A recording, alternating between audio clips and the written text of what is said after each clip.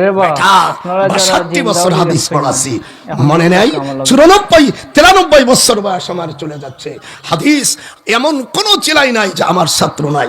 আমি ঢাকা বিশ্ববিদ্যালয়ে যখন প্রফেসর ছিলাম, আইনের উপর আমার সাবজেক্ট এখানে ছিল ল এন্ড জাস্টিস, আইন ও বিচারের উপর। এই দেশের সব ব্যারিস্টার উকিল টিচার কোন মন্ত্রণালয় আমার ছাত্র নাই। আল্লাহর দুনিয়ার সবকিছু দেখুন, যতদিন যায় তারা নিজের যোগ্যতারে তাহলে কি বিদাত থাকলো?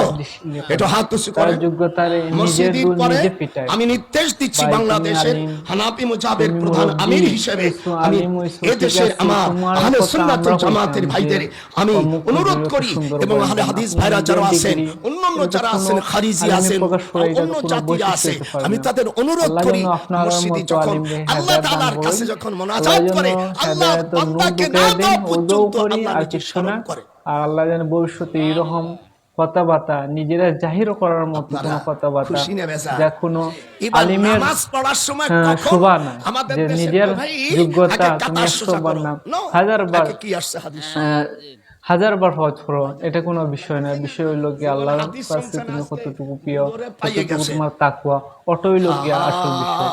আর আপনি তো একেবারে যখন এমনিও আল্লাহর হাদিস আছে না যে অনেক হাজি বা অনেক শহীদ বা এখানে আমি লোকটা আমি হইব, মানে জাহান্নামে যখন হরাইবা সিরিয়াল বাই সিরিয়াল হাজি, তারপরে 24 পৃষ্ঠায় মুসলিম শরীফ জলদা ওয়া 220 পৃষ্ঠায় আবু দাউদ 80 পৃষ্ঠায় হাদিসে এসেছে ইদা উকিমাতুস সালাতু ফালা তাকুমু হাত্তা তারাউনি। হুজুর বলছেন আমাকে না